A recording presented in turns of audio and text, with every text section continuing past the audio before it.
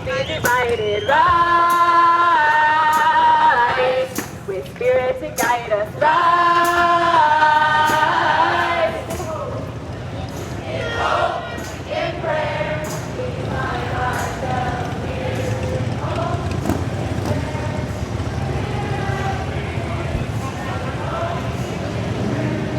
Woke up this morning with my mind stayed on freedom. Woke up this morning with my mind stayed on freedom. Woke up this morning with my mind stayed on freedom.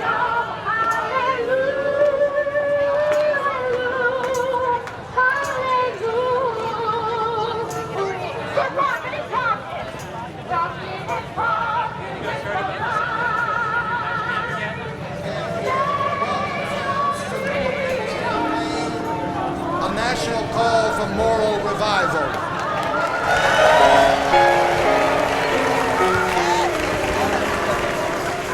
And the We Can Do More tour. More, and what can we do more? M is for what? O is for what? R is for what? E is for what? And so that's what we're doing all over the country.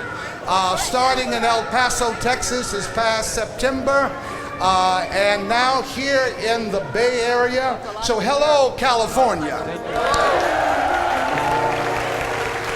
Hello, Oakland. Hello, San Francisco.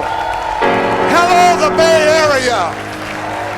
We are here in California on the We Can Do More tour, and all over the country there's a movement going on, and we're all headed to Washington, D.C. on June 20, 2020. All roads lead to Washington, D.C. 140 million poor and low wealth people in this country, 43% of this country's population, and we are all in this together, and people are coming together across race, across gender and sexuality and geography to say that we're not going to be silent anymore.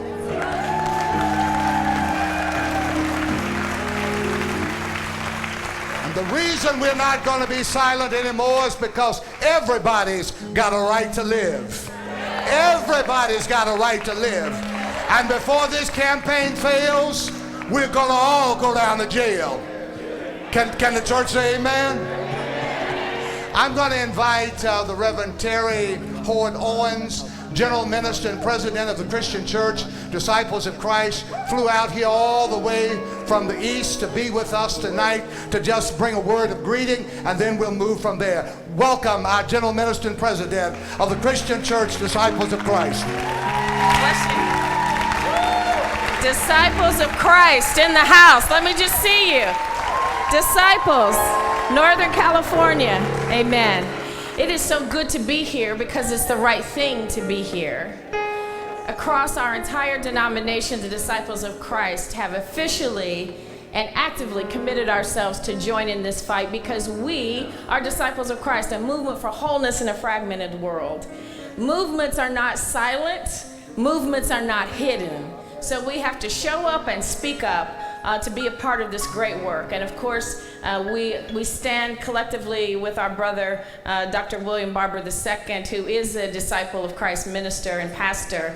And he is one of our own, and we love him, and we stand with him as we would stand with anyone else who was involved in the right kinds of things on behalf of the gospel of Jesus Christ. So it's so good to be here with you. Disciples will be present. We have committed to this movement, and we will not be silent, and we will show up. God bless you all, and let's keep moving.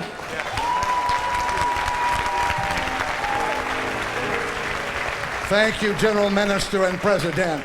We're going to have a few announcements now. I'm going to invite Kate Ziegler and Yolanda Barksdale to come with announcements. Let's just give them a hand. Let's give the California organizers, the coordinating committee, Let's give them a hand.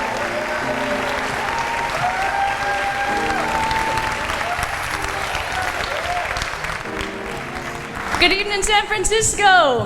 Hey! It's good to be home. I was raised in Sacramento. Sacramento, we have any Sacramento people? There y'all go. Sacramento. Yeah. All right, so we are so glad that you're here. Right now, we are streaming live all across the world, okay? So it is very important that you go on our Facebook page, Poor People's Campaign, and share the link, okay? Once you share the link under hashtag Poor People's Campaign. What I also want you to do is, since everybody's all so happy close together, why don't we take a selfie and post it on social media with the same hashtag, Poor People's Campaign. Awesome. Also, one thing that you can do is you can text MORAL, M-O-R-A-L, because this is a moral revival. You can text MORAL to 90975, and that's a way that you can get signed up. Make sure you're getting updates from the Poor People's Campaign. Next, we just want to give a huge round of applause to the interpreters. Yes.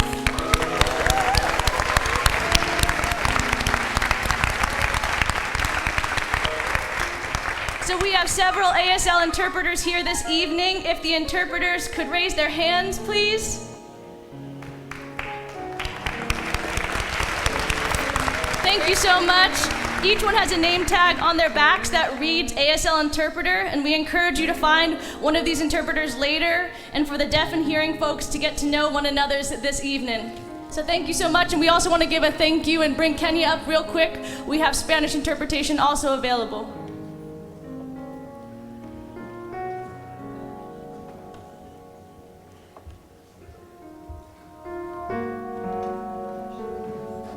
Buenas noches. Buenas noches. Para las personas que necesiten interpretación, el equipo está en la mesa de atrás. Por favor, vengan y agarren un equipo y estamos muy felices de estar con ustedes esta noche y ayudarles a entender lo que está pasando.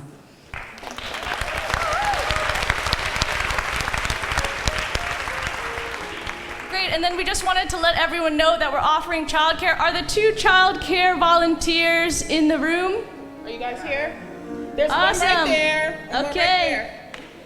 So if you have any kids that would like to stay, this is a children-friendly meeting, but if they'd like to have some time, we have a room with childcare workers so they can go to room 400 or go with them now so they can be brought up to the childcare.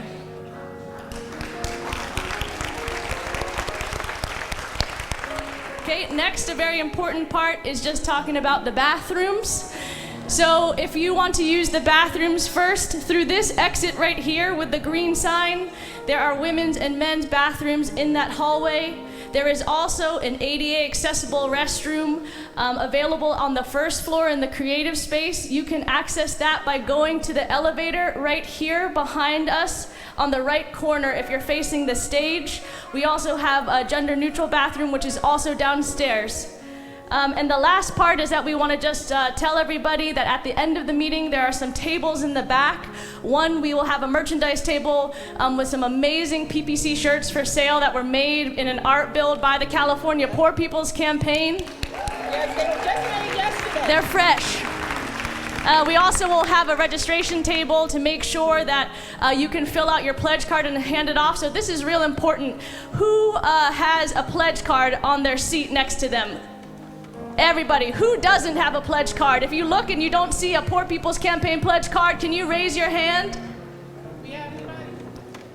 All right, so we did, oh yeah, there are some in the back. If the volunteers could just bring a couple pledge cards. So please make sure sometime before the meeting ends that you fill that pledge card out and you hand it to us on your way out at the table. And then we'll also have a voter registration table in the back as well, thanks to the League of Women Voters in San Francisco for volunteering tonight. So thank you so much, everybody.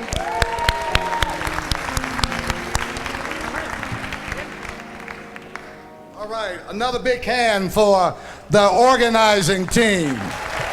All of the folks in the background who've made all of this happen. Listen, folks, I've been waiting all day for the Justice Jump Off Choir and the Glide Choir, and they're coming soon and very soon. But before they come, I'm going to invite Raven Badclaw. Is Raven here? Yeah, okay. All right, please. Thank you, sir. Good evening. So first off, welcome to California, Mr. Barber, and I should say Brother Barber. Welcome to the Glide family. My name is Raven Badclaw. I'm a member of the Sisseton Sioux tribe, and I've lived here in San Francisco the majority of my life. And am I honored to be a family member here of Glide, not just a client, but a family member. So, first off, representing not only my nation, but the Ohlone tribe,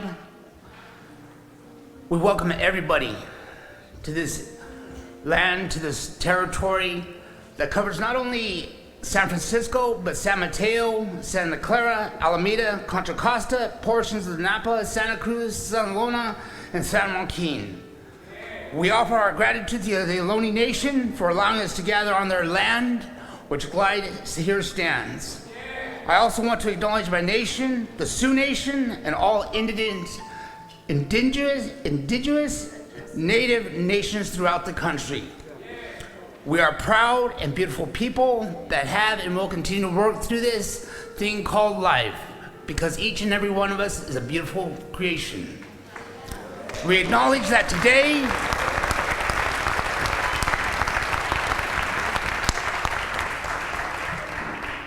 and I want to say this very clearly so everybody can understand me.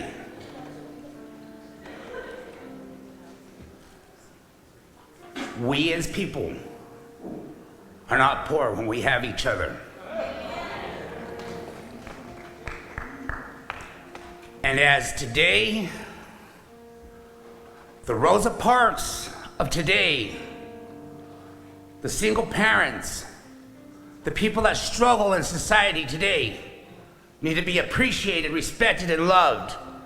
And it's time that we've taken a step forward to be recognized and appreciated and loved. We must understand that each and every one of us, just like we share the same ground that we walk on, let us understand and respect each other's shoes that walk in each other's. Let us show gratitude for our community and the indigenous community and demonstrate the importance of our community. We share Mother Earth together, so let us share each other's lives together and respect each other.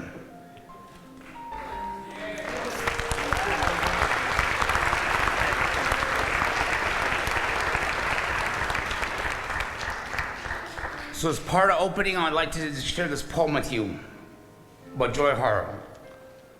Bless this land.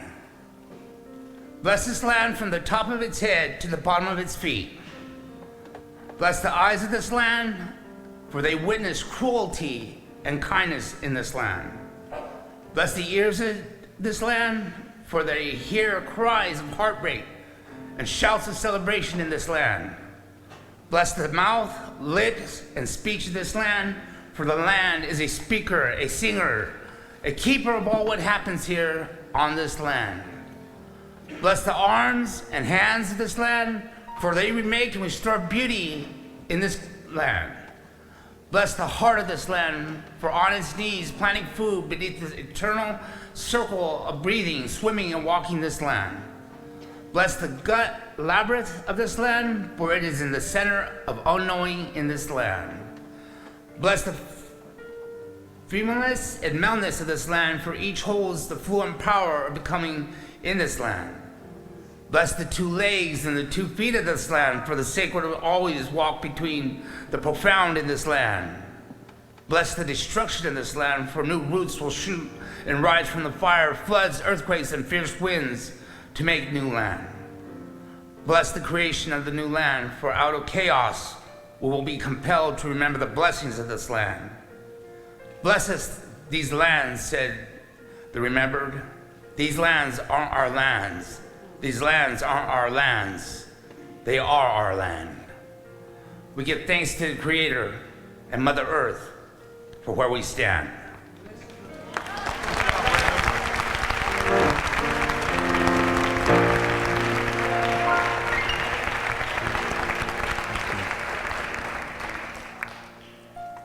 It is so good to be here tonight at Glide, and we are honored tonight to have the Reverend Cecil Williams in the house tonight, and his lovely wife Janice. Thank you so much for being here.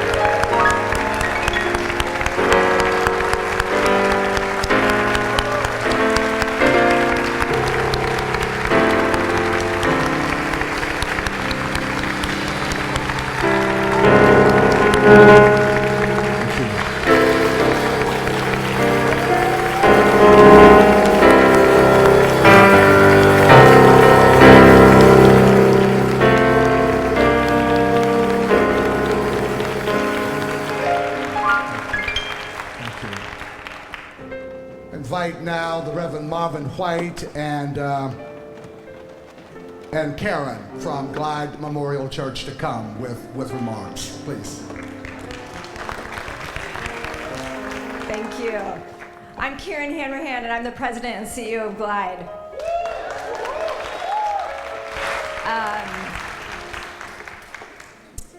On behalf of the thousands of members of the Glide community around this city and this nation, I want to welcome you. I want to thank you for braving the rain, braving the storm, and coming out for this historical gathering. We are humbled and honored to be joining the Poor People's Campaign, Reverend Barber, Reverend Theo Harris, and all of these esteemed guests on stage. We are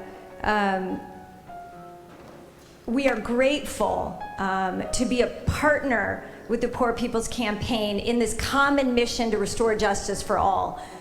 Glide has been at the forefront of social justice and civil rights movements for 60 years.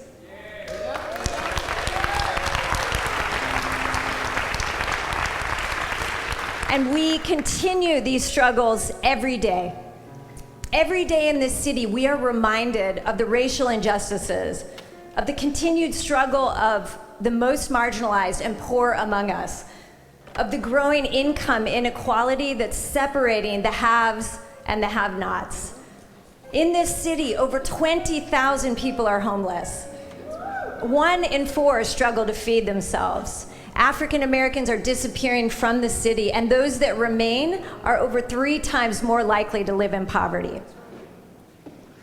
This isn't shocking just because of the numbers, it's shocking because we are in the richest city, in the richest nation in the world. So here at the corner of Ellis and Taylor, we stand with you, and we will not take a step back. We will push forward towards justice with you as our partners.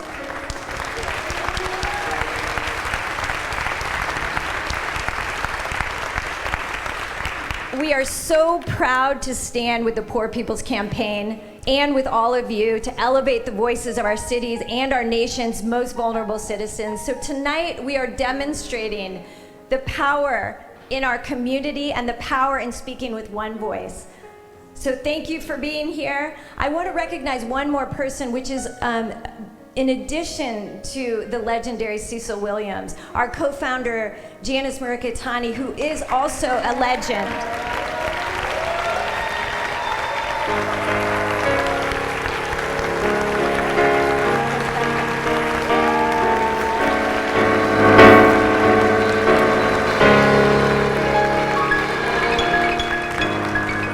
Jan and Cecil, we love you.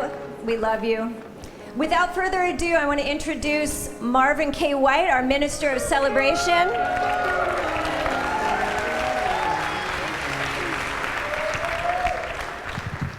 Good evening, everyone. I am tasked with leading us in prayer, so please stand if you're able and willing.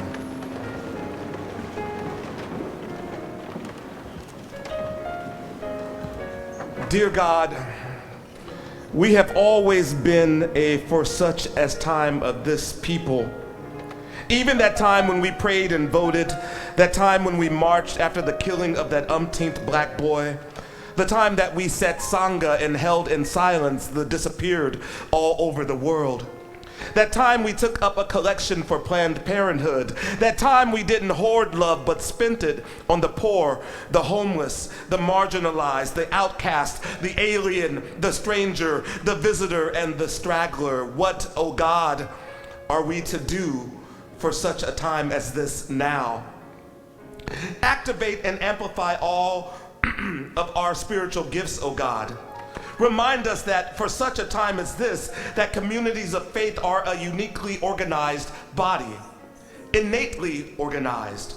We know it, but it bears repeating today, oh God, that we are not the opiate. We are not the opposite of logic or reason. We are not the woo.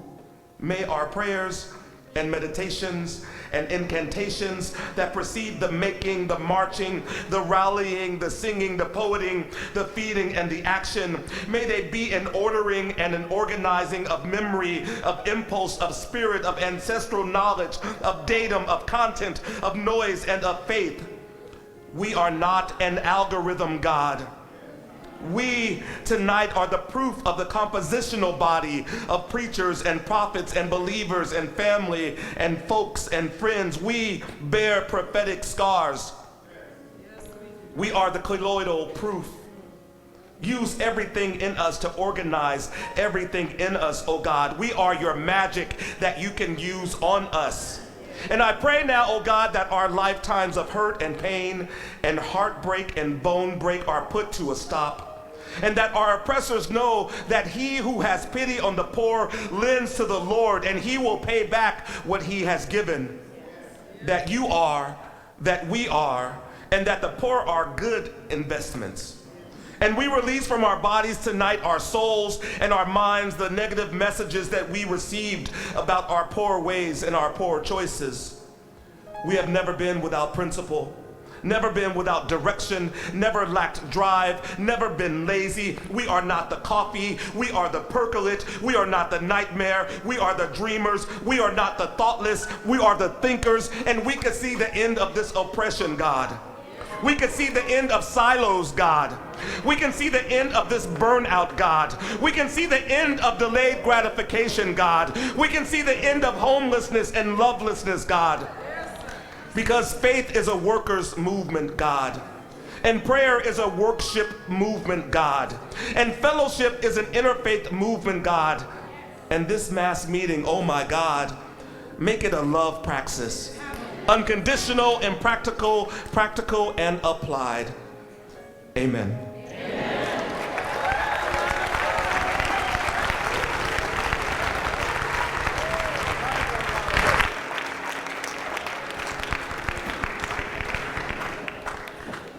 I think we're ready for the Justice Jump-Off Choir and the Glide Choir and our theomusicologist, Miss Yara Allen.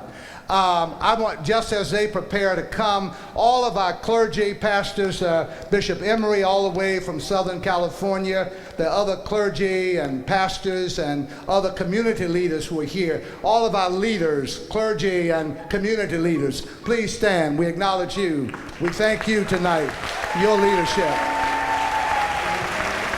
All over the sanctuary. Thank you. We thank you for your leadership. We thank you. We thank you. We salute you. We thank you. All right, Ms. Yara Allen. All right, California. Poor People's Campaign. Hold on just a minute. Hold on. Wait a minute. Woo, you've been organizing. You've been organizing deep. Let's start this way. Hey, y'all. Because I'm from North Carolina. Where are you from? What state are you from? Okay, let's make some noise, California. Come on, make some noise, California. That's it. if you can and if you're able to, please stand. And wherever we go, we say we stand together because we stand together. All right? Now, normally I'm asking alto, soprano, tenor, bass, baritone, where are you? Tonight it doesn't even matter. What we're gonna do is form the Justice Jump In Choir. So these steps right here are just a little bare, and I need very quickly about 20 people. 20 people. And if you look up here and see these 20 and you say, I'm not represented, that's because you're not here. Come on, Cass. All right, if we're not filling in, let's give it up for Reverend Cheryl Azell from North Carolina. Now look, here, while I'm talking, keep coming. Here in California, you have a resident who, during the original Poor People's Campaign, helped to write a song called Everybody's Got a Right to Live. And his name is Jimmy Collier. And he couldn't be here tonight, but we're gonna lift this song, okay? Now he allowed us to add a little twist to the song, and we're not gonna teach it, you're just gonna jump in when it's time. All right, I got 2 spaces up here that's kind of bare. All right, here we go.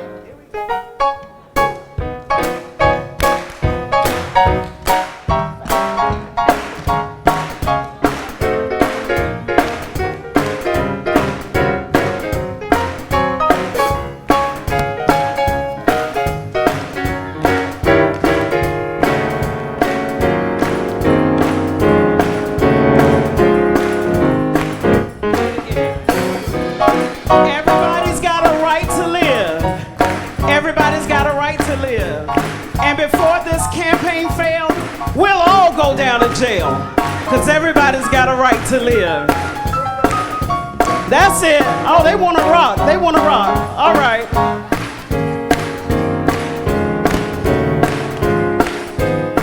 Here we go. Everybody's got a right to live. Everybody's got a right to live. And before this campaign fails, we'll all go down to jail. Everybody's got a right to live. Again. Everybody's got a right to live. Everybody's got a right to live. And before this campaign fails, we'll all go down to jail. Everybody's got a right. Everybody's got a right to love. Everybody's got a right to love. Everybody's got a right to love. And before this campaign fails, we'll all go down to jail. Everybody's got a right. Everybody.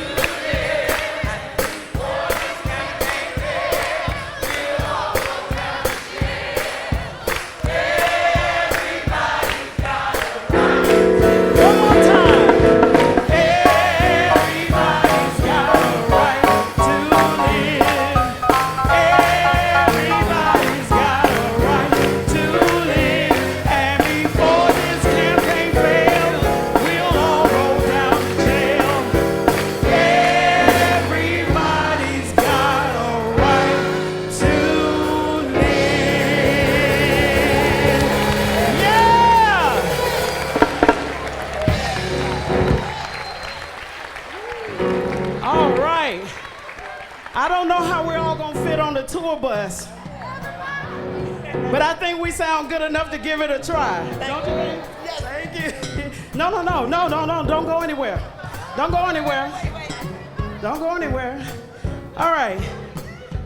So how many people, because the time is a little off for me, East Coast, West Coast, how many people got up like around about 3 o'clock this morning? These are your overachievers. Look at them. How many people got up at about 6? How about 7? If you got up after 9, just come on and admit it. All right. But when you got up this morning, didn't you have this on your mind? So when you got up this morning, you had justice on your mind. When you woke up this morning, did you have freedom on your mind? All right. So let's sing this one. How about woke up this morning with my mind? Come on, give it up for the band. Give it up for Bishop Yvette Flunder. I woke up this morning with my mind stayed on freedom. Stayed on freedom. Oh, I woke up this morning with my mind stayed on freedom. Hallelujah, I woke up this morning with my mind.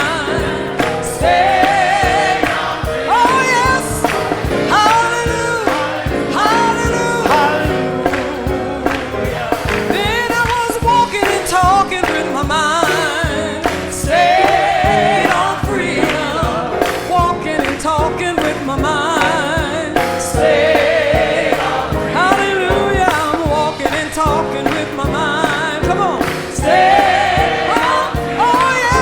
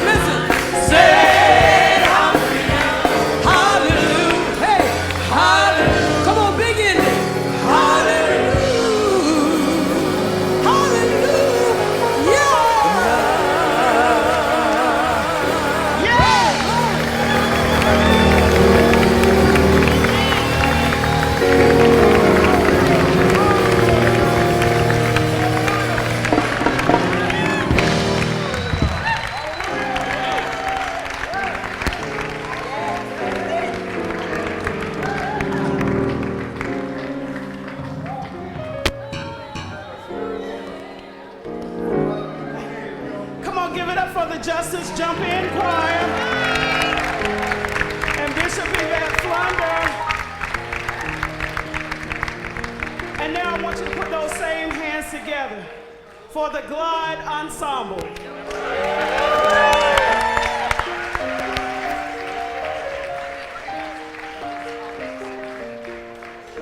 Just before they come, is this band awesome?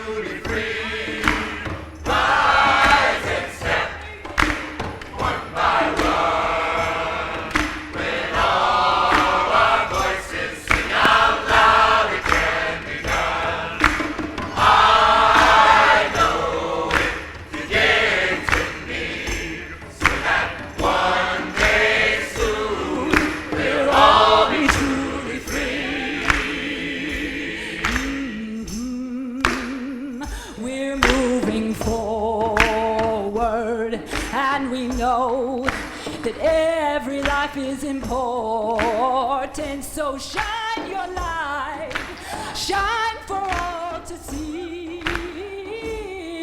So one day soon we'll all be truly free. Rise and step one by one. When all our voices sing out loud and can be done. I know it begins with me, so that one day soon we'll all be truly free. Would you stand with me? 'Cause this is the way we'll rise to victory. This song needs you, and this song needs me. So one day soon we'll all be truly free. Rise and step one by one. All of our voices rise. Sing out loud, it can be done. And I know it begins with me. I know.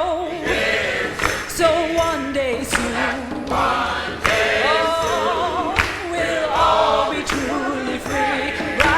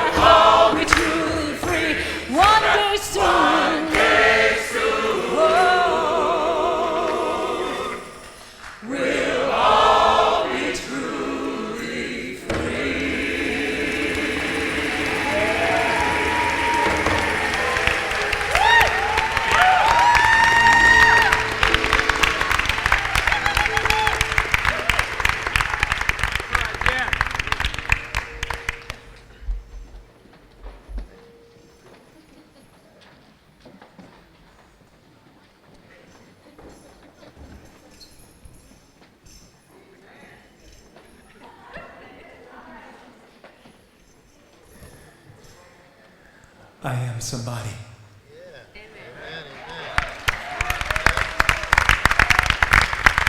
You repeat that. Body. I am someone. I am someone. My voice gives power to everyone. My body's able to hear the call. I'm ready to give my all in all. I am somebody. I am someone. My voice gives power to everyone. My body's able to hear the call. I'm ready to give my all in all.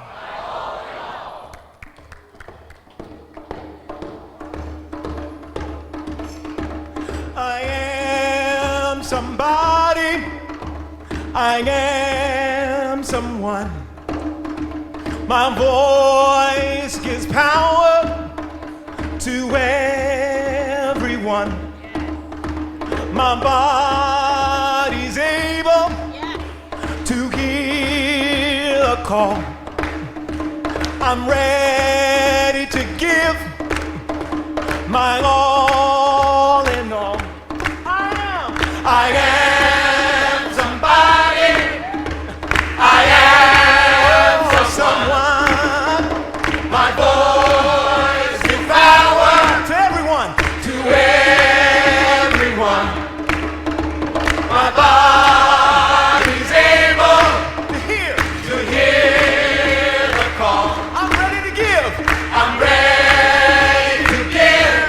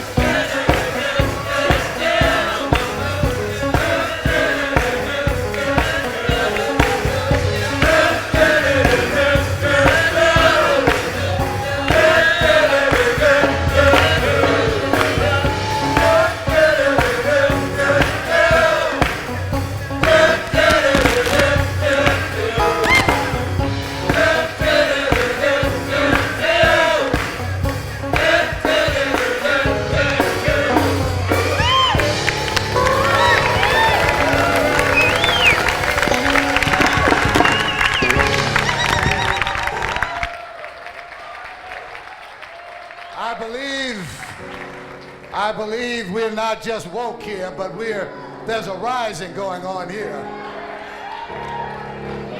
Yeah. We're gonna move quickly here. The Reverend Dr. Liz Theo Harris is preparing to come. And just before she comes, Dr. Liz is the co-chair of the Poor People's Campaign, a national call for moral revival. Just before Dr. Liz Theo Harris comes, there's a video of pain and action. Let's watch the video. Immediately following the video, our own Dr. Liz Theo Harris will come.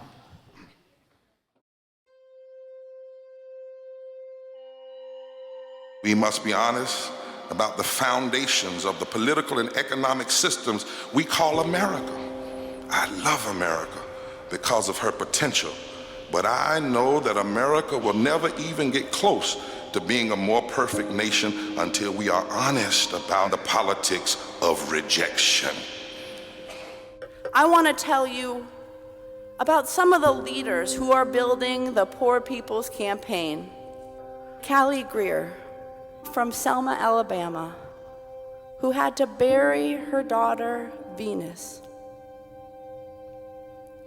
because she didn't have health care. I'm here today to share my daughter's Venus's story. Venus discovered a small lump in her breast and she wasn't insured. Venus had to be approved for every prescription and every piece of medical equipment that she needed.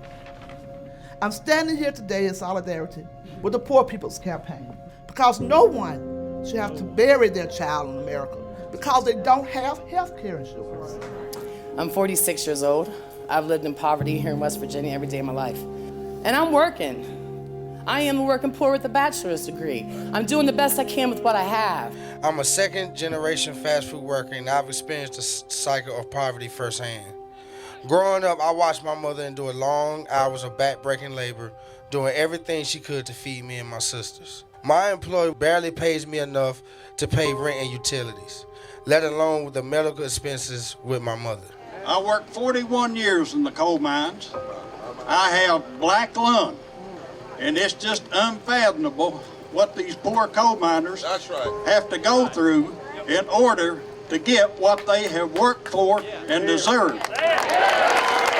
I'm a Vietnam veteran. My only chance of going to college was joining the Army. It was one thing to know that you didn't have water and you couldn't afford your water. It's a whole nother to find out that they shut off your entire community and none of you matter.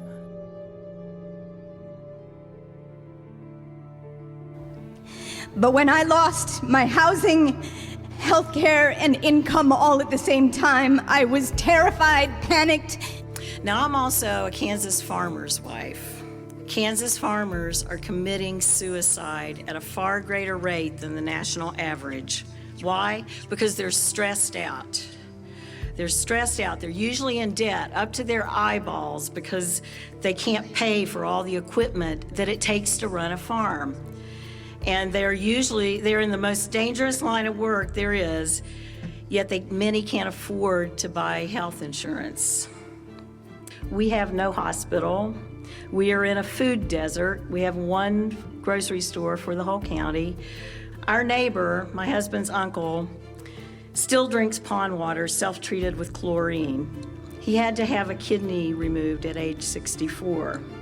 And the year before that, his wife died of some unknown cancer. Hi, my name is Pamela Roach. I'm from Lowndes County, Alabama. And I live in a mobile home with my 2 kids.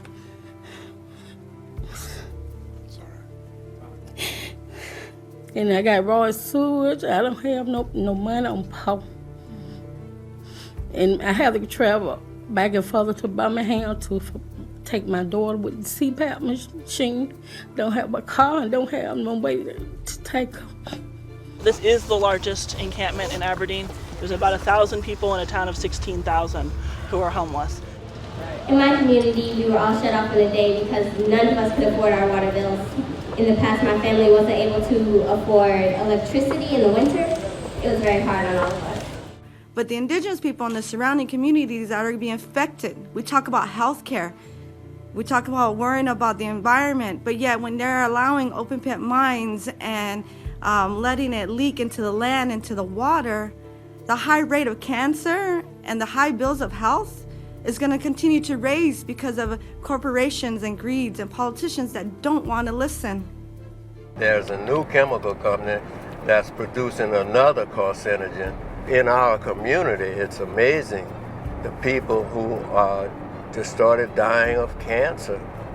And when my wife was diagnosed with cancer, I was amazed at the black women that would ring our doorbell and walk in the door and pull a wig off to show my wife that I have it too.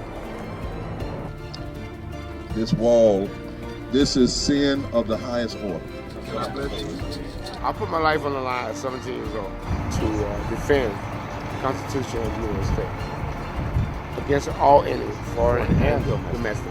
And right now what we have domestic enemy right here. When there are 38 million poor children, when 60% of African Americans are poor, when 65% of Latinx are poor, when 40% of Asians are poor, when there are 67 million poor white people, we must say, this is not right. Somebody's hurting our people, and it's gone on far too long, and we won't be silent anymore. Our brothers and sisters are sleeping on the streets. For a country this rich to have so many people poor, it's immoral and it's wrong. Our backs are against the wall, and we got no choice but to push. We lift our voices for justice. We put our bodies on the line for mercy. And together we will proclaim liberty throughout the land for the enslaved, for the poor, and for us all. All of that breaking news in Albany, where a large group of protesters have moved into the street. Washington Avenue between City Hall and Lark Street closed down. Protesters with the Poor People's Campaign of Indiana. 2 o'clock on the East Coast, 2 o'clock in the middle, 2 o'clock on the West Coast. A wave, and the historians tell us it's never happened before. Our communities, Muslim communities, who have joined the Poor People's Campaign, you can count on us. Our democracy is in trouble. Our democracy is in trouble. And we come to demand. And we come to demand. Second warning. I cannot stand here and claim to be a follower of Jesus Christ and be silent about the moral outrage that is going on in our country. Because it's crucial that we make ourselves heard. No one is listening. We write letters, we make calls, no one is listening. So we gotta find a way to make ourselves heard. We are the Poor People's Campaign, a national call for moral revival. And we are here. We are poor. We are clergy. And we're here to say to our nation's capital and to the highest court of this land that everybody has a right to live. Everybody has a right to learn. Everybody has a right to love. Everybody has a right to living wages. Everybody has a right to vote. Everybody has a right to thrive in this society. Everybody say, "I!" I believe that we will win. I believe that we will win. I believe that we will win. Freedom fighter, and he taught us how to fight. The poor and their clergy. We read Article 6 of the Kentucky State Constitution that says we have a right to free assembly. We are demanding that we stop the war on our poor. We demand the right to vote. For formerly incarcerated. You need to cease and desist immediately or you'll be arrested. There will be a movement that will break through the con and bring people together to save the heart and the soul of this democracy and this world. What do we want? Justice! What do we want?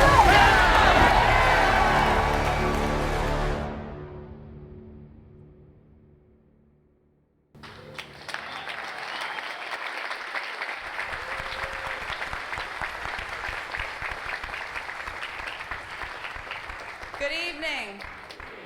Good evening. Good evening, California. We are the Poor People's Campaign, a national call for moral revival. Poor People's Campaign, a national call for moral revival. One more time. Poor People's Campaign, a national call for moral revival. And we have a saying in this campaign that when we lift from the bottom, everybody rises. When we lift from the bottom, everybody rises. When we lift from the bottom, everybody rises. And so this evening, indeed, we are gathered to rise up. To demonstrate the power of the poor and impacted people banding together and changing this state, this nation for the better. We're rising up to call for a radical redistribution of political and economic power, a revolution of moral values. We're rising up to show that we must do more. More mobilizing, more organizing, more registering, more educating. People for a movement that votes. And we are here to rise up at the Mass Poor People's Assembly and Moral March on Washington, June 20th, 2020. Say that with me.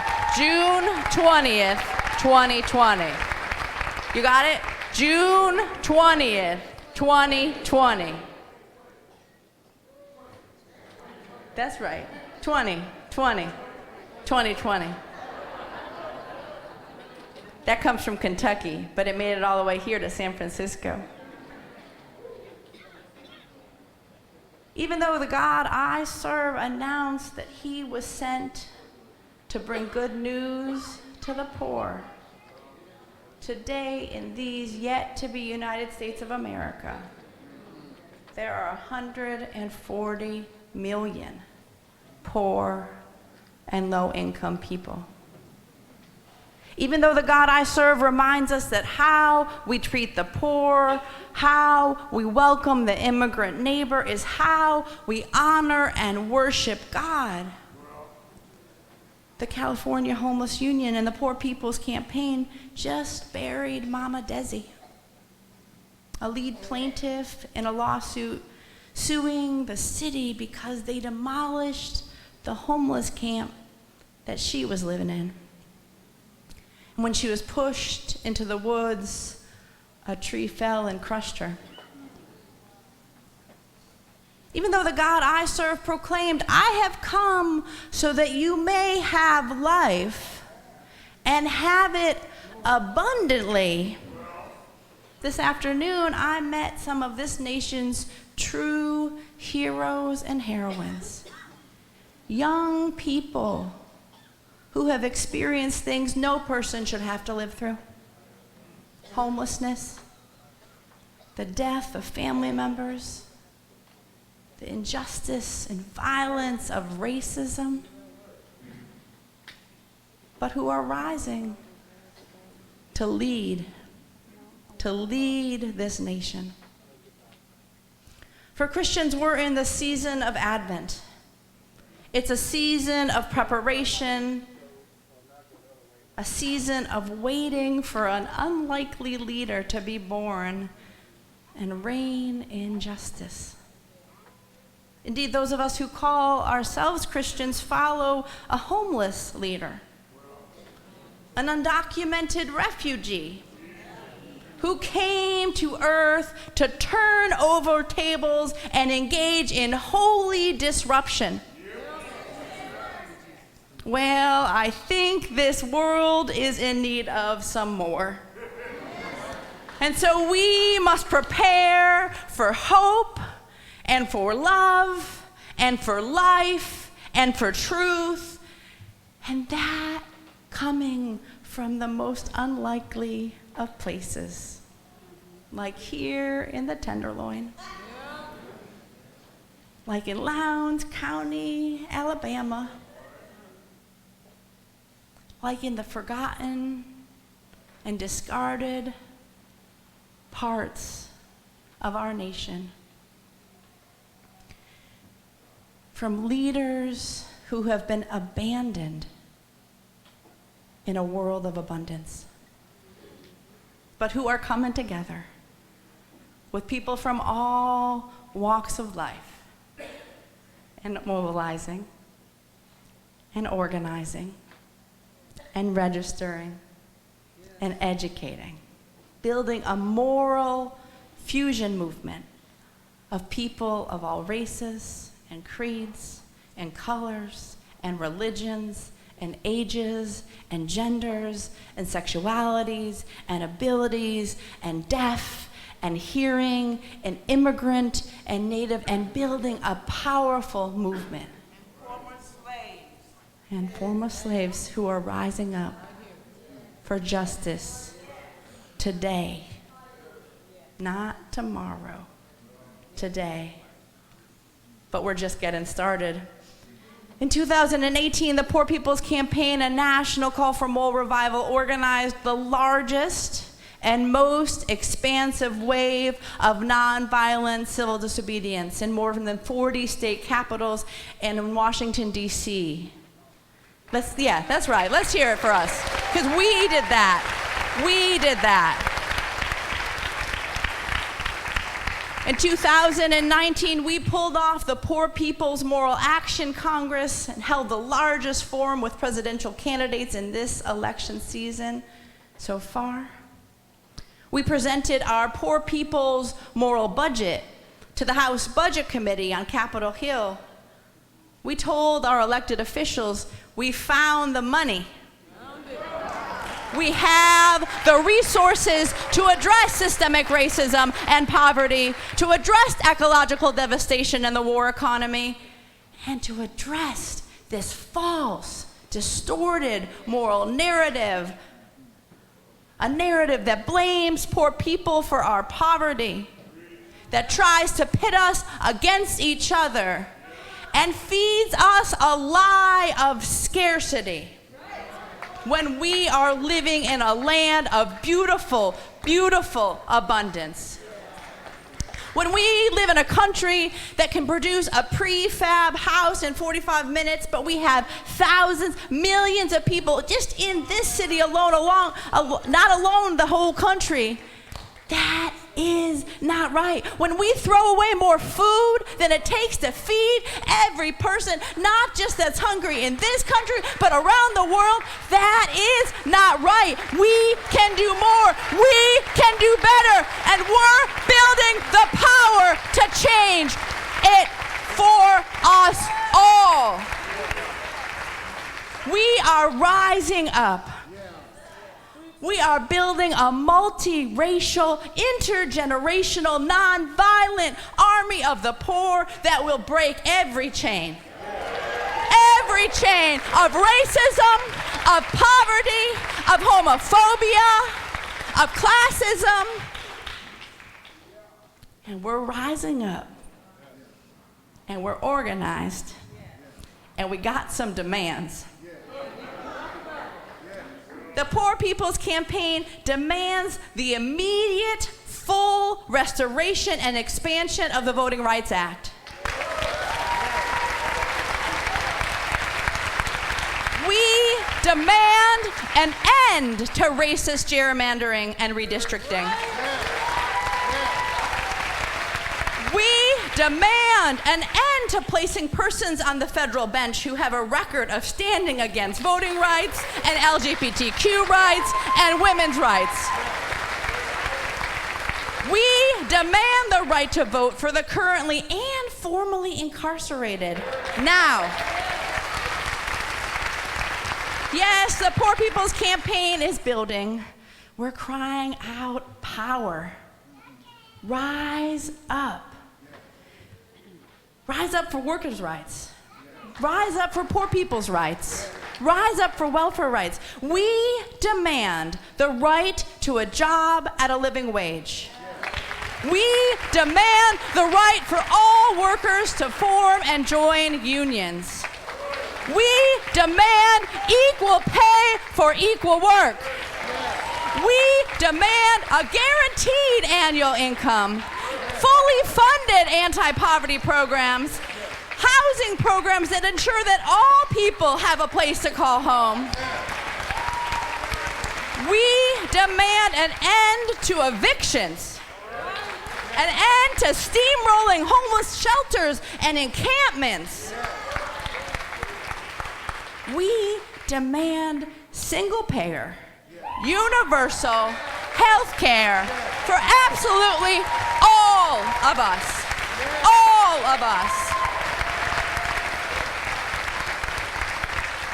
We demand a fully funded public water and sanitation infrastructure that keeps these utilities and services under public control, not multinational water corporations, prioritizes poor, rural, and native communities. We demand 100% clean, renewable energy.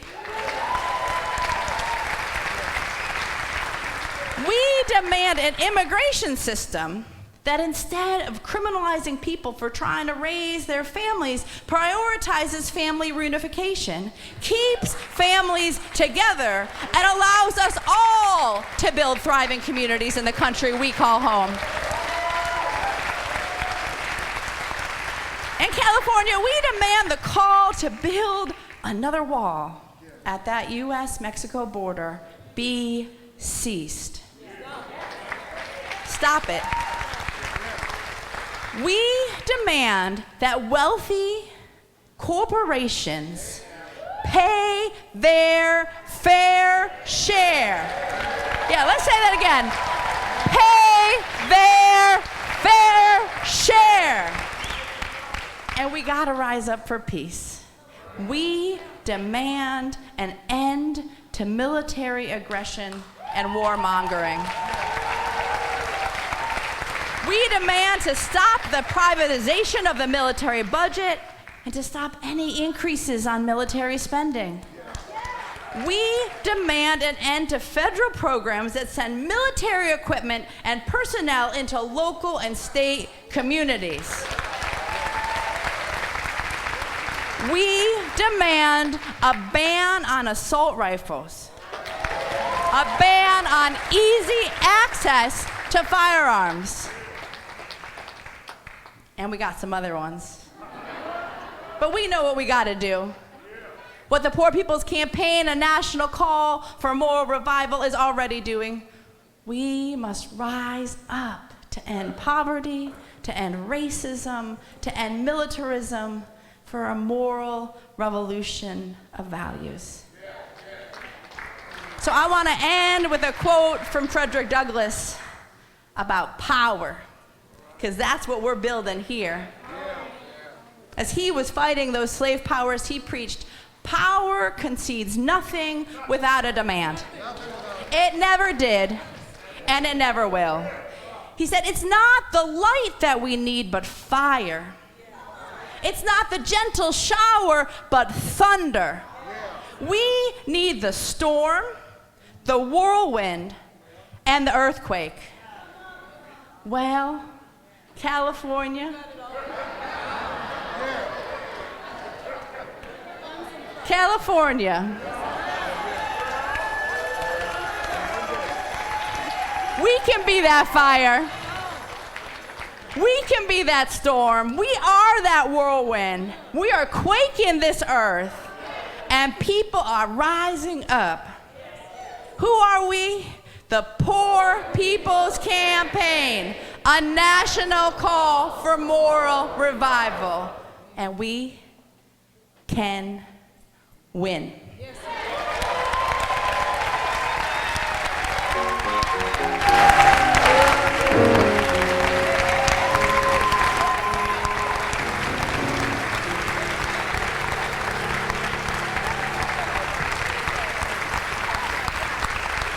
Reverend Dr. Liz Theo Harris.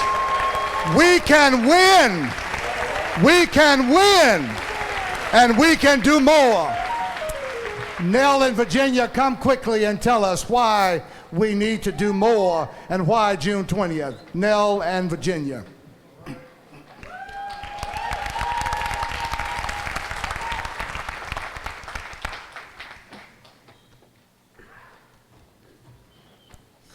Hello, I'm Nell. I'm Virginia. We are volunteer workers with the Bay Area Poor People's Campaign. Somebody's hurting our people, and it's gone on far too long. I said somebody's hurting our people, and somebody's hurting our people. We the people are rising up to break every chain. We the people are rising up to break every chain. We the people are rising up to break every chain. And what are we going to do? We're doing more organizing, more registering people to vote, and we're going, we're doing more mobilizing, more organizing, more registering people to vote, more educating people about the distorted moral narrative. And what are we going to do about it? We're going to our nation's capital to make demands of the politicians who were elected to represent us. The honorable abolitionist leader, Frederick Douglass, said, "Power concedes nothing without a demand. It never has and it never will." So with that knowledge and in that spirit, we are more mobilizing, organizing, registering, and educating our people to make our voices heard.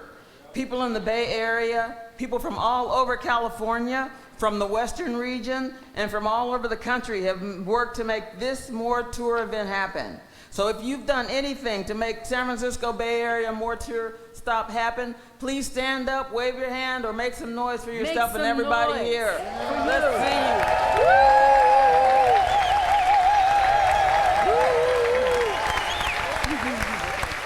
Okay, where are we? Why? To bring attention to the needs of poor people in these United States, to shine light on the war against poor people in this country, to call attention to the fact that more and more folks are being made poor via the policies of our government in collusion with lobbyists for corporations and some of the ultra wealthy. Way too many of our people have given up on voting and think it doesn't matter whether they vote or not. Is it true that our votes don't matter? That our votes make no difference? Our honorable ancestor and civil rights leader Fannie Lou Hamer and others would turn over in their graves if they heard that. How do we know that it's a lie, that our votes don't matter? People who work against us, people are working against us far too hard to take away our right to vote and to deprive us of the power of our vote. How do they do this? Through racist gerrymandering, by wiping thousands of black and brown people off the voting rolls, by creating rules and laws intended to keep First Nations people from voting, by eliminating polling places in our neighborhoods, by making it illegal for formerly incarcerated people to vote, even after they paid their debt to society. We are sick and tired of politicians and their cohorts enacting laws and establishing policies that steal from the poor and give to the rich, that deny working people a living wage and give their ever greater tax breaks to the rich, that bail out criminal banks and businesses with taxpayer money while evicting and trampling on those whom they have made poor and houseless by such government policies. Yes, my family was one of the millions of families that lost their homes to foreclosure while the banks were taking big bailouts from the government, promising to help homeowners stay in their homes, the criminals, the crooks. While most of our African American ancestors did not choose to come to this land, we are here. The country was built on the backs and blood of our people. We have a right, a duty to stand in front of the tractor, the train, the bulldozer that is demolishing our homes, and to say no, no, no. No! No to unaffordable housing. No to poverty wages. No to the impoverishment of the masses. No to mass incarceration. No to endless wars that enrich government contractors while impoverishing the many and polluting our air, our water, and our food. Yes to clean air and water and a healthful environment. Yes to decent, affordable housing for all. Yes to the wealthy paying their fair share. Yes to policies that protect and lift the least of these among us. When we lift from the bottom, we will all rise. When we lift from the bottom, So where are we going June 20th, 2020? Washington, D.C. Right. We're going to take our demands to the center of our national government, to the place where the policies and laws are made. So come go with us. Come and go with us. Come go with us. Come and go with us.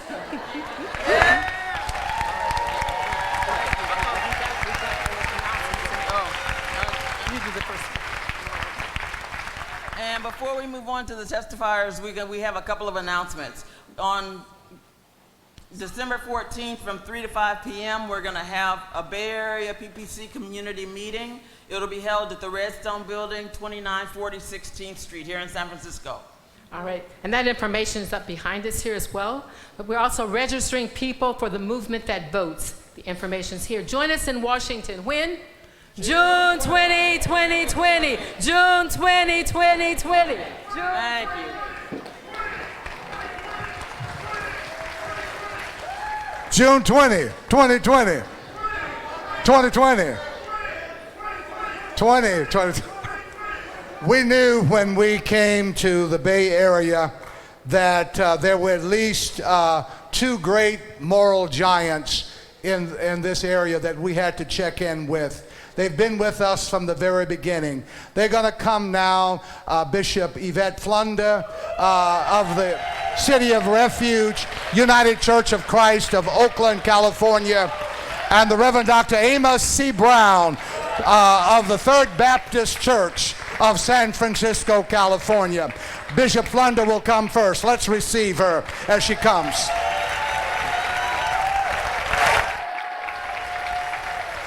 God bless you. I have a brief moment to share something with you and then to introduce someone who will speak behind me. And that's a tough thing for a Pentecostal.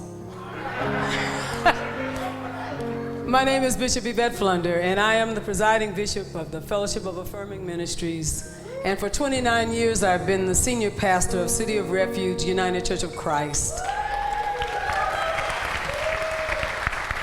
We began here in the Tenderloin for a number of years. Those of you that remember us, Lower Tenderloin as we call it, on Howard Street, and now we are in deep East Oakland. It's important for me to say that I am a citizen and have been for a long time of the Bay Area. I was born in San Francisco, raised in San Francisco, born in the Western Addition at Mount Zion Hospital. Educated in San Francisco, at the San Francisco and South San Francisco Unified School District. Did my graduate work at Pacific School of Religion and San Francisco Theological Seminary. And I say this because I am descended from African American people who came here in the diaspora from the South just before and during World War II. My grandfather, Bishop E.E. Hamilton, was among the pioneering black pastors in San Francisco. My uncle, Bishop Wilbur Wyatt Hamilton, was the director of the Redevelopment Agency in San Francisco. My mother was the first black person ever hired in San Francisco to Bank of America, in San Francisco. My dad was an architect for Mason McDuffie, building houses in San Francisco. And that Bank of America that was down on the corner of Post and Fillmore, somebody know what I'm talking about, was on Fillmore Street when Fillmore belonged to black people in San Francisco.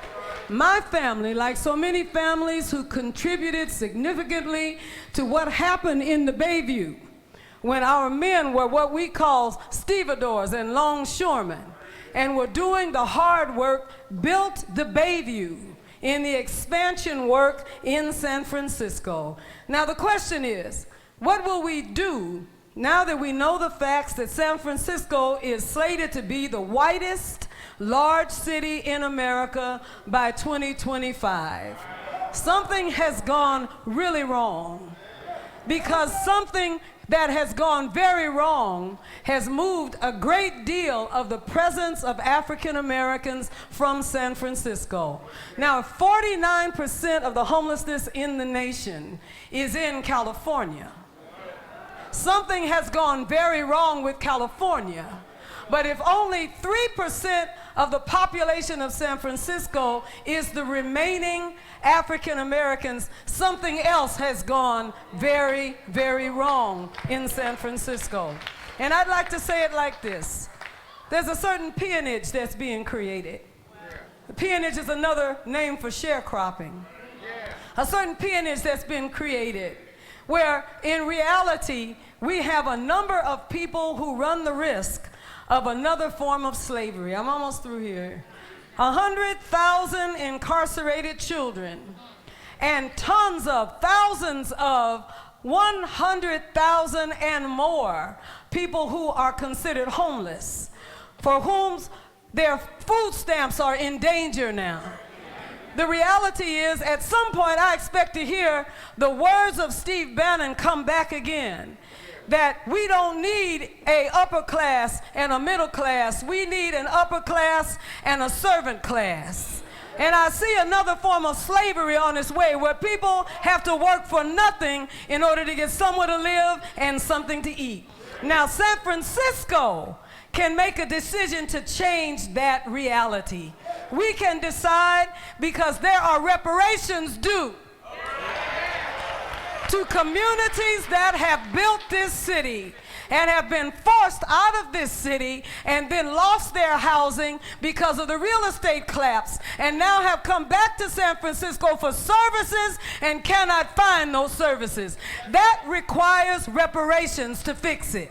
Now, we can talk more about it a little bit later on, but there is a fix. If we're going to have a moral revival, please revive morality in San Francisco so that we can continue this work. I have someone who is going to tell her story, and it's with great joy that I give this microphone to my sister, Bobby Ramey Clark. She's going to come and share her story. Come, sister.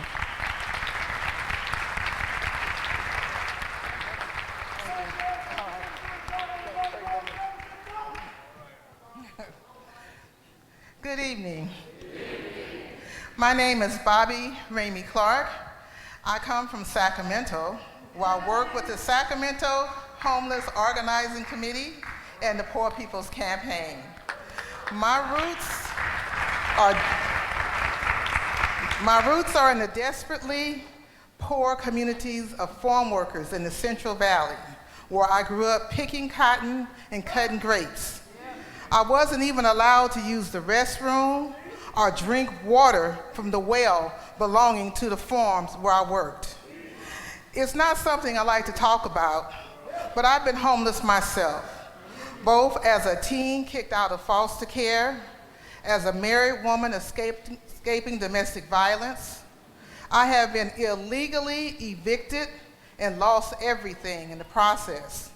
Even today, my housing is insecure.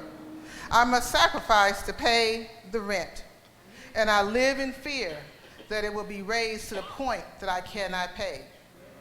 We are the dispossessed, without work in a rapidly automating economy, without a secure, livable income, without secure housing, without health care, targeted by the police, by social services, by ICE. We are stigmatized, called lazy, greedy, criminal, and deplorable, unworthy of community, public, and social support. But we know different. We know we are worthy because we are human, not 3/5 of a person like slaves were counted.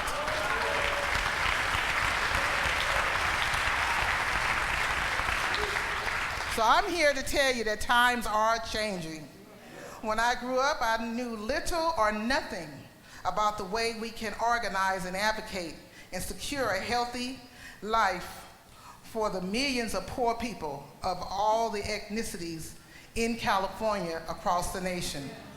Through this Poor People's Campaign, we are developing a plan to win by mobilizing thousands, hundreds of thousands, and more to enter the campaign. We need this campaign, not just to fight back, but to claim our rights, to take the offensive, to restore peace of mind to those we care for, to the disenfranchised and to the dispossessed. Join us today.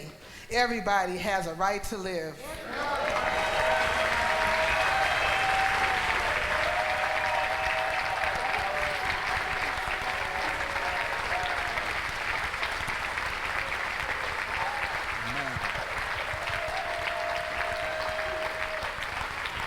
Everybody has a right to live.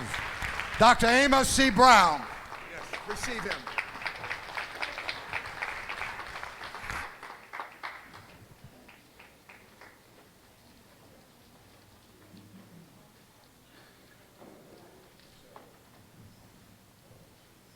Thank you very much,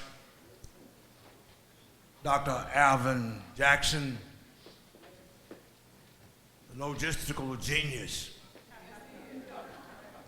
behind this moral movement. To my friend, Bishop Yvette Flunder,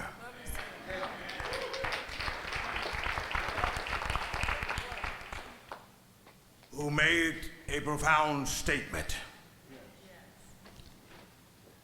And really all of us should have been standing to our feet when she talked about reparations.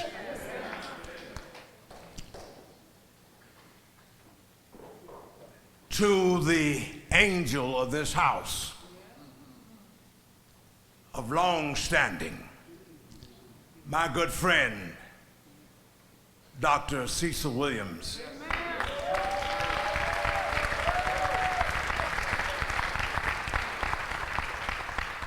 And his dear wife, Janice. Give them both a big round of applause.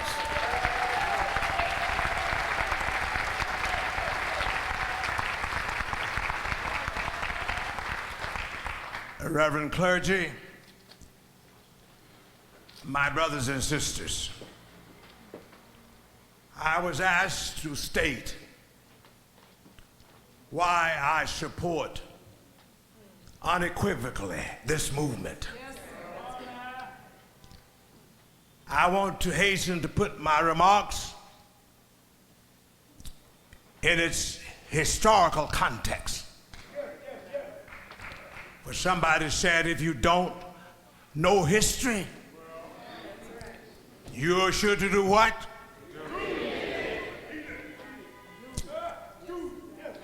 Well, it was in 1920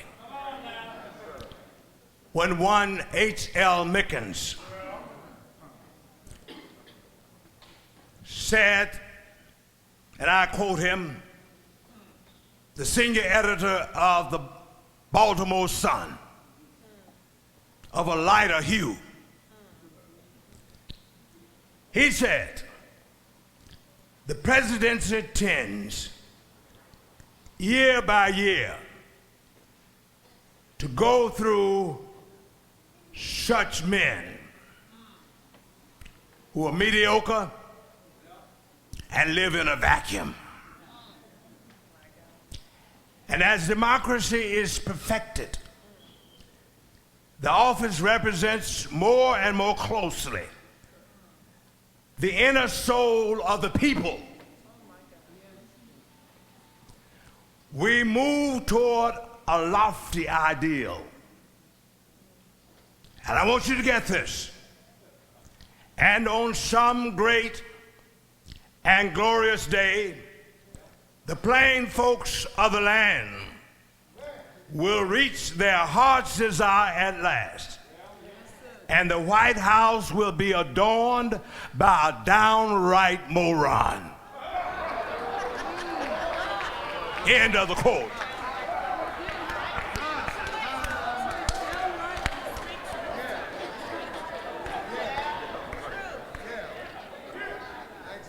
Now, I didn't say that.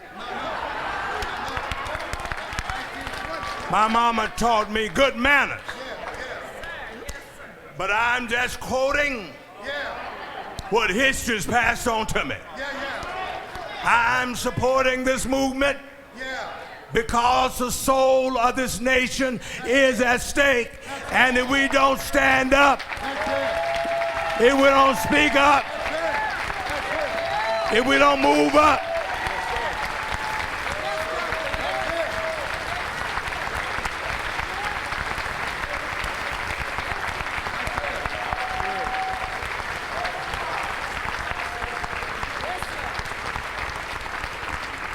the life that we may save will be our own, or else America will be doomed if we don't become concerned about the least of those and the ones whom God told us to befriend. For Michael did say, what does the Lord require of you?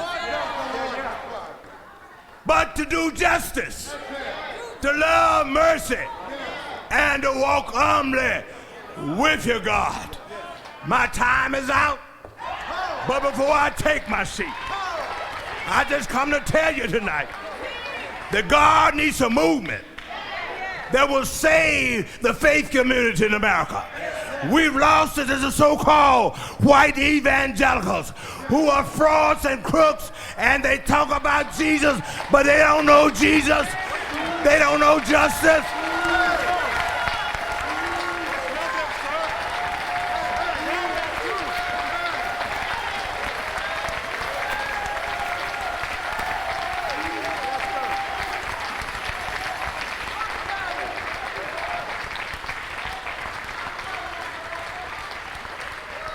We must support the movement from California to Washington, D.C. That everybody will get aboard this train.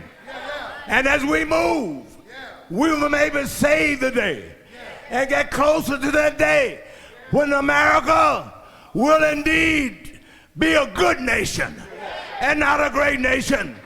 And we will all be able to say, antiphonally, I'm black and I'm proud. I'm brown and I'm sound. I'm yellow and I'm mellow.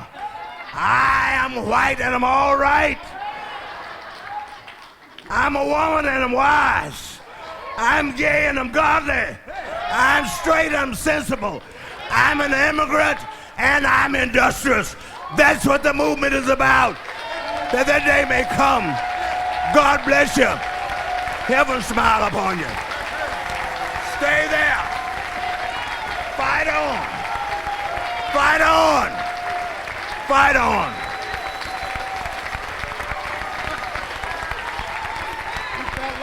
Go ahead,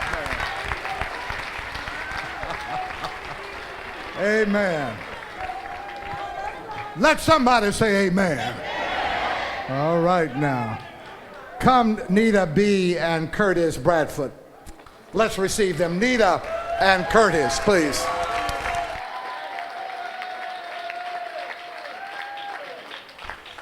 Let me hear your Poor People's Campaign. Let me hear your Poor People's Campaign. All right. My name is Nita Diastis Morale. People call me Nita B. I am a single mother, the owner of a successful 30-year-old food service business in Oakland, California. I am a founder of The Village, which advocates, educates, and uplifts homeless people in Oakland, California. I'm the founder of Healthy Hoods, which organizes and educates poor, low-income neighborhoods in Oakland. I'm the mentor of Young Oakland. I'm a member of the Homeless Advocacy Working Group. I'm the program director of the Meckle-John Civil Liberties Institute. And since February of 2018, my daughter and I have been unhoused due to an illegal eviction. Let me repeat that, because my story is not unique. I am part of the working class, working hard. I am a community leader, and me and my daughter are homeless. Before I became homeless, I was housing insecure. The lack of adequate and affordable housing in the New Oakland forced my daughter and I to live in an illegal basement unit covered in black mold. Cost me $1,000 a month, and I paid that for 5 years. When we first became homeless in 2018, we squatted in abandoned properties until we were gifted a camper. We have been living in a camper ever since, dodging harassment from police and other predators. Between skyrocketing rental prices and ridiculous barriers to qualify for housing in Mayor Libby Schaaf's New Oakland, we have not been able to find adequate, affordable, or accessible housing. Due to this development model called gentrification, we have seen an influx of wealth, construction, and jobs flood Oakland like we have never seen before. But none of it is for us. In fact, we are being denied basic needs, basic rights, while the cost of living increases and the quality of life decreases. What do we get? Blight laws that snatch homes from black families. Foreclosures fueled by predatory bank loans that rob working class families from their homes.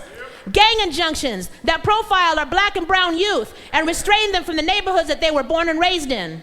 Illegal evictions from greedy landlords who want to rent us their units for double and triple the prices just because they can. Displacement from the town or other areas of the East Bay or out of California altogether. Life curbside in a tent city, a shanty town, a vehicle, or a doorway. We are being criminalized, traumatized, and harmed by the mayor, her administration, and most of the city council's approaches to this homeless state of emergency. Unprecedented millions, 56 million in the past 2 years alone, have been earmarked towards solutions to prevent homelessness, to solve this crisis supposedly. But that money, I'm telling you, that money is not reaching the unhoused. We have 14,000 people who are homeless in Oakland tonight. 80% of those who are unhoused are black. Before gentrification hit our neighborhoods, 80% of Oakland who was housed was black. Today, less than 20% of Oakland's housed are black. Do the math. This is not right. I want myself and my organization, The Village, to work with the Poor People's Campaign because it's been long overdue for poor people, and working class to unite across racial, religious, and cultural differences, and to pick up the torch lit by Dr. King. When we unite as poor people, as low-income people, as working class people, there is more of us than there are of the morally bankrupt wealthy. United, we have the potential to force a deep and drastic change, and we are a force to be reckoned with. It will be an honor to march with poor and working class people from across the United States, as the good Reverend called us to do more than 50 years ago.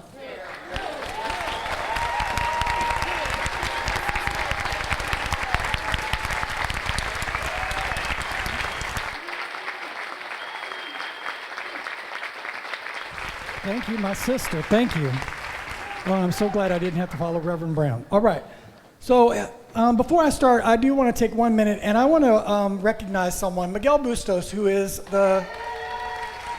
he is from our Glide Center for Social Justice, and I just want to recognize him. He's here tonight. He's helping lead our fight for social justice here in the Tenderloin and in San Francisco. So hi, y'all. My name is Curtis, and I am a poor, white, gay Christian from the Tenderloin. I actually live in a single room occupancy room, that's SRO, about a block from here. And I'm lucky because my room, it actually has its own private bathroom. And actually, yeah, right? That's rare. And I'm actually lucky because I even have a place to live. If you'd have come to Glide about 10 years ago, you'd have found me standing out front waiting in line to get a meal. I was sick and homeless, alone, and I was an addict.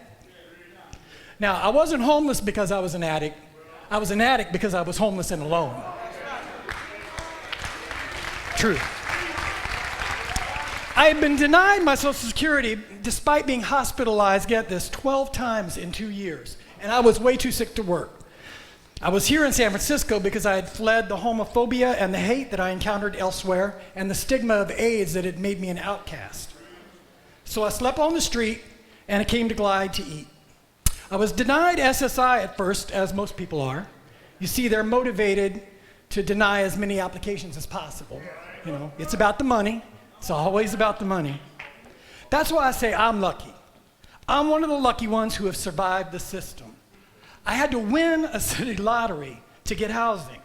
Lucky, right? And I started being able to take my meds and go to my doctor's appointments. Something you just cannot do. It's impossible when you're homeless. So thanks to that, I was finally able to go back to work full time, and I'm grateful. I'm lucky. I'm just lucky.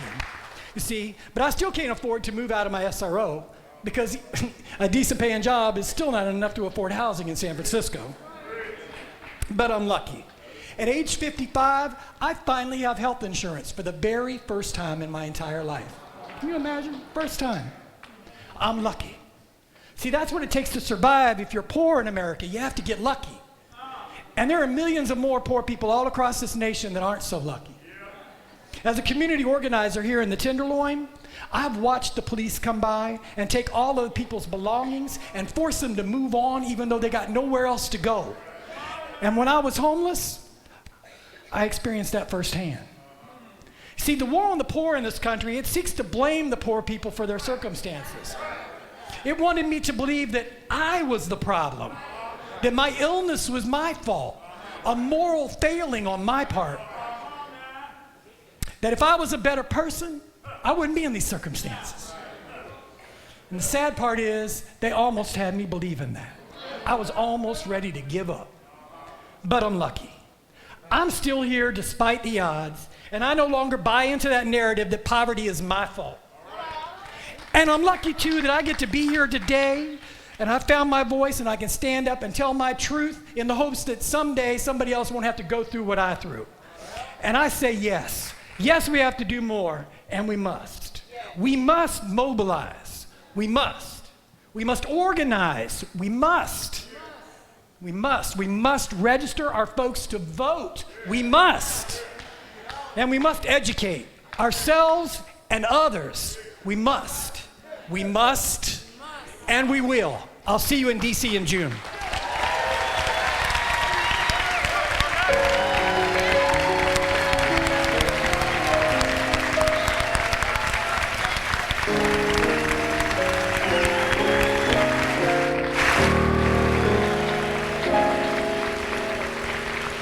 Hello, everybody. Hello, California. Hey, Bishop. Love you.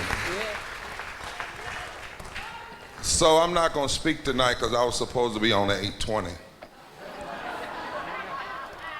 But maybe that's the point. Because I want us to be real clear about this movement. It's not for people to speak on behalf of the poor.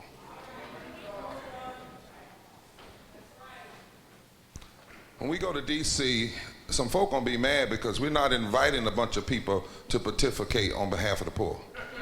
That's the problem. It is time for poor and impacted people to speak on their own behalf. And in that vein,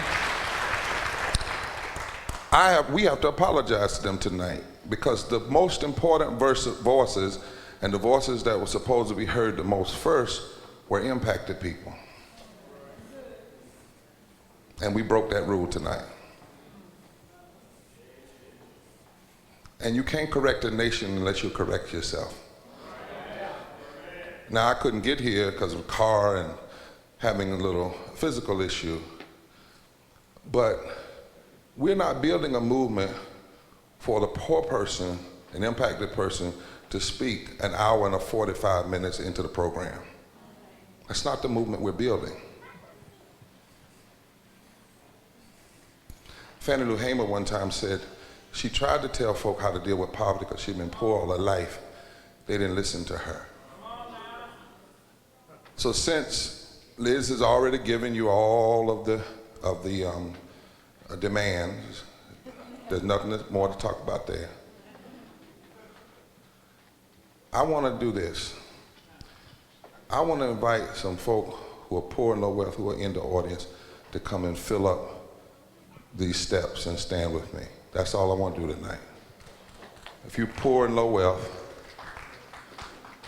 I want to invite you, black, white, gay, straight, young, old. Come on.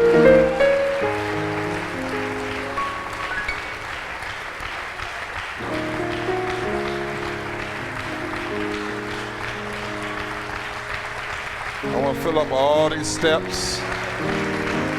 You can stand now. Come on. If you're poor, because see, they told us, don't call this the poor people's campaign because people are ashamed of being poor. We said, no, people are ashamed of a nation this rich that would allow people to be poor. Come on. You can know all the statistics in the world, but if you don't put a face on it, come on, put a face on it. Come on, fill up every place. We're gonna kill the invisibility. We're gonna kill the lie of scarcity. We went a congressional hearing and we went to present a budget. Any more? Come on, you're welcome. We went a congressional hearing and we had to correct some of our own people who we voted for because poor people were there to present their budget and every legislator gave a speech, and then at the end of their 30 seconds left out of the 3 minutes, they said, now, we'd like to hear what you have to say. That's the problem in this nation. Anybody else want to just come and stand? Put a face on. I want y'all, the nation, to look at the faces of poverty.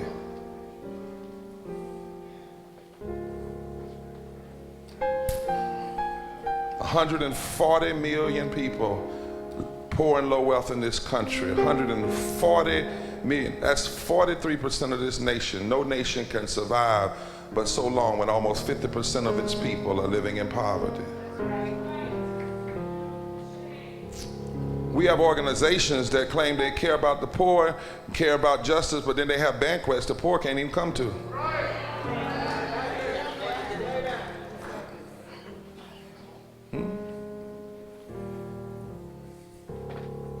Every legislator, every senator, every governor, every House of Representative person gets free health care. And then after they get free health care from us, they fight for other folk to have it. That is, well, the Bible calls it evil. Isaiah 10, woe unto those who legislate evil. 66, what's your name? What's your name? Yeah, Michaela, I want y'all to look because, see, they lie. They try to racialize poor. Republicans racialize poor. Democrats run from poverty. Pulpits hardly ever talk about poverty. We do talk about tithing, but hardly talk about poverty. But 66 million of those who of 140 million are white. 26 million are black. But 26 million black people represent 61% of all black people. And 66 million white people represent 25% of all white people. So so you have to make sure you not only talk about the percentages, but the raw number. We were told don't deal with the raw numbers, because just use the government numbers. We said no. That's why this movement did an audit, right? We did an audit of this country. And you can't separate poverty from dealing with systemic racism. And by systemic racism, we ain't talking about somebody calling you the N-word. Because there are a lot of folk that will never call you the N-word, but will pass racist policies every day. And when we talk about racism, we're talking about the intersectionality.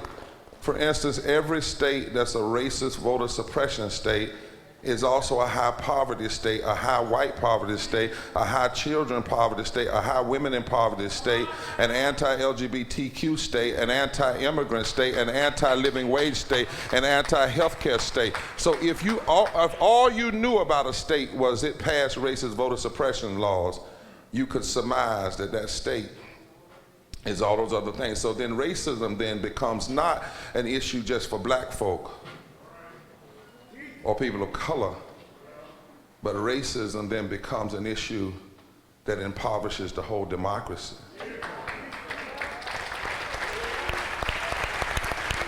And the great irony is that the people who get elected through racialized voter suppression, once they get elected, they use their powers mostly to hurt white people in policy. which is why you can't be in California and don't care about what's happening in Mississippi.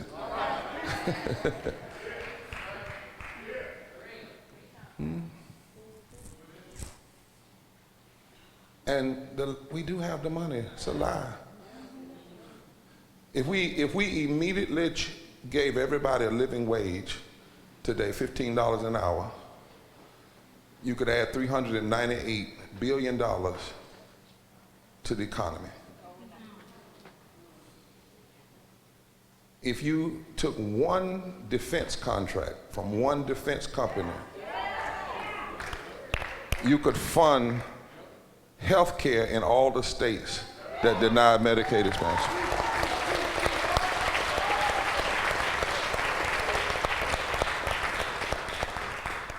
And so we have to have this movement, and it's not, and let me just say, this movement ain't because Trump got elected. Because before Trump got elected, from 2010 to 2016, 23 states passed racist voter suppression laws, and before he got elected, there were 140 million poor people. He may exacerbate the problem, but he's not the problem. The problem is that for the last 50 years, we have removed any discussion of poverty and low wealth from our political discourse in this country.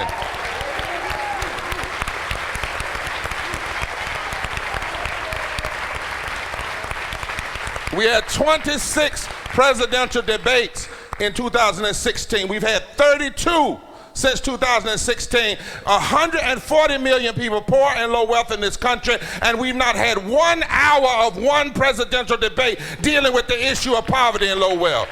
That is a political and moral travesty. It's constitutionally inconsistent. It's morally indefensible, and it's economically insane. And the poor don't always have to be with you. They're only with you because of the sins of men and women. It is not some ordained thing by God. So we got to challenge this nation. We got to correct this nation. We got to call this nation to attention by putting a stage together. We promise you on June 20th, 2020, the voices that will speak from that stage to the world will be impacted people. Bishop of the Episcopal Church, Bishop Carey, has said, look, I want to come and I don't want to do one thing, take 30 seconds and introduce one of my members who's dealing with poverty in one of our states. That's kind of unheard of. But it's going to take that. Building the stage, no politicians will speak from the stage of either party.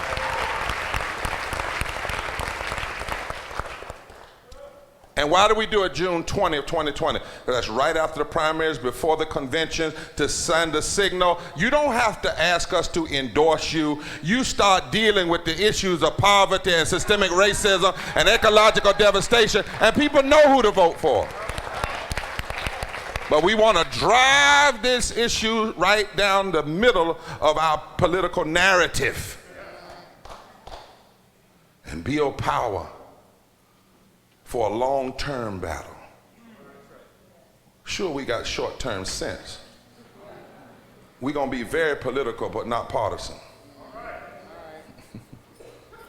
And led by and with poor people. That's why every coordinating committee of the Poor People's Campaign, a national call for M.O.R.E, has to have tri-leadership. An impacted person, a religious moral leader, and an advocate. By demand, it has to have tri. Because this is not about being altruistic toward poor folk. There's not a county in this country anywhere where anybody working for a minimum wage can afford a basic 2-bedroom apartment. And every great nation that imploded always imploded from the inside. A nation cannot continue to survive with nearly 50% of its people poor and low wealth. So we're calling on this MORE tour, moralizing, organizing, registering, educating people for the movement who vote. For the movement who vote.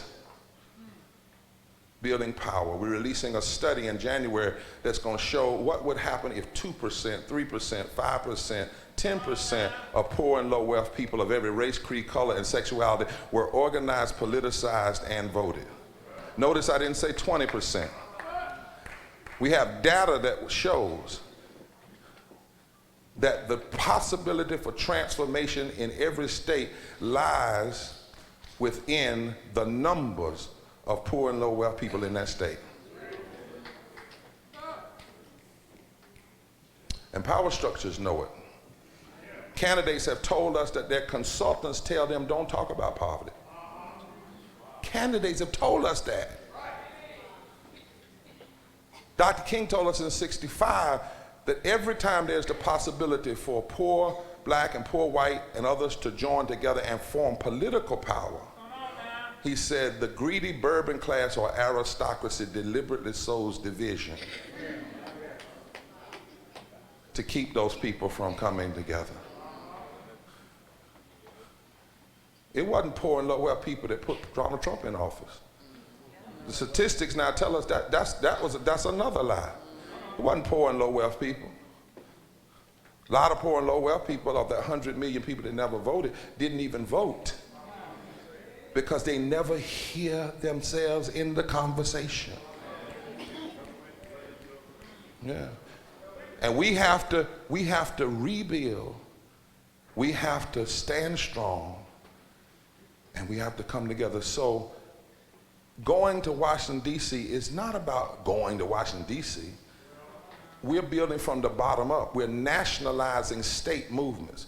Going to Washington, D.C. is about there comes times in history that you need a generationally transformative event that pulls all the tributaries together, not putting anybody under somebody's leadership, one group of people. No. It's about understanding that if the same folk that deny living wages also cut public education, and the same folk that cut public education also deny health care, and the same folk that deny health care don't like the LGBTQ community, and if the same folk that do not like the LGBTQ community want to put immigrant children in cages, and if the same people that want to put immigrant children in cages also are for voter suppression, and if the same people for voter suppression are also against women's rights, at some point we have to recognize that if they are cynical enough to be together, we ought to be smart enough to come together.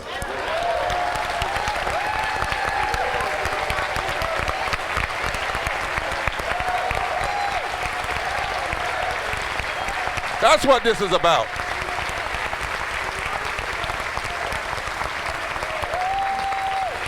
Yeah, I wanted to be clear. The Poor People's Campaign is not another organization. We're not trying to compete with an organization. We're not trying to develop another organization. Truth is, we got enough damn organization. We need some mobilization of all of our organizations. We don't need another organization. We need an organism of people who are moving and breathing and saying, we won't be silent anymore.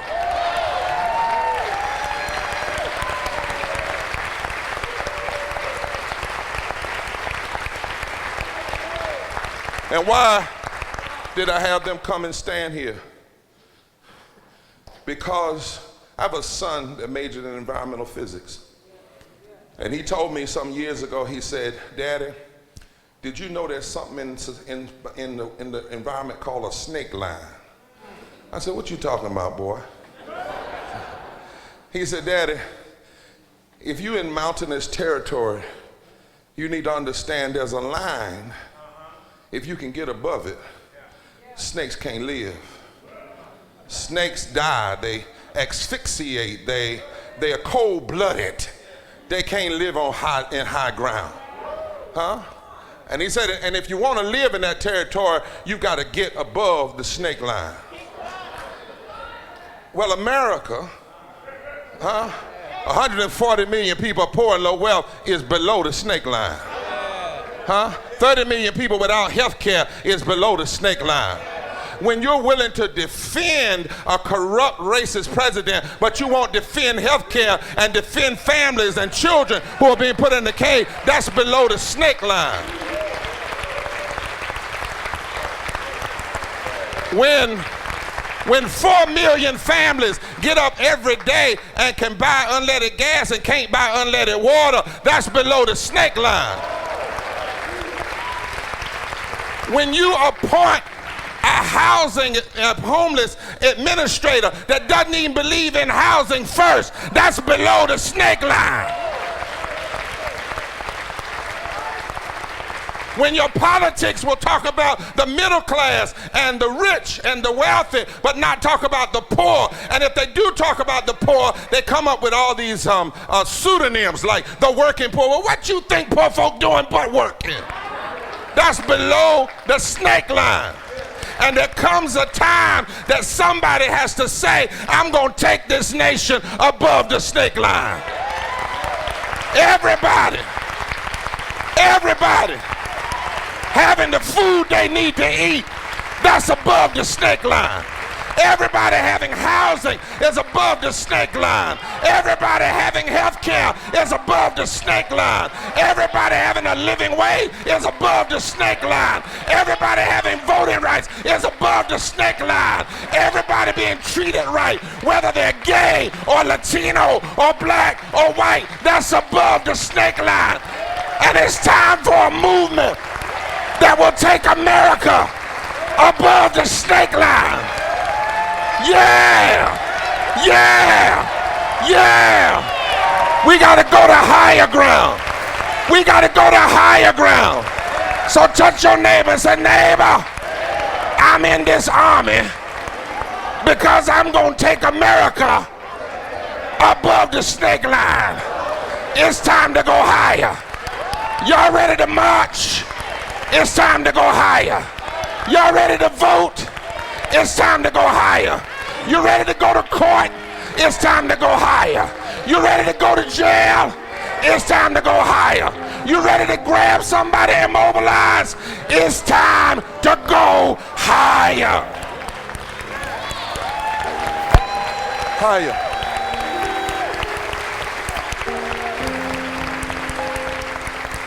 So if you're here tonight, online live stream, we need you to type in 90975 and text the word moral if you want to help get this nation above the snake line. Yeah. And if you're here tonight, before you leave and you got a piece of change, come here, Laura, and you want to give. They're trying to raise money to make sure we can have buses and planes if necessary, folk leaving from here, going to DC. And so there are going to be some baskets, and the fiscal agent is a fiscal agent. Atina, how you spell that? It's up on there that you want to write a check out to. We want you. They're going to have some squares in a moment if you have some gifts you'd like to give.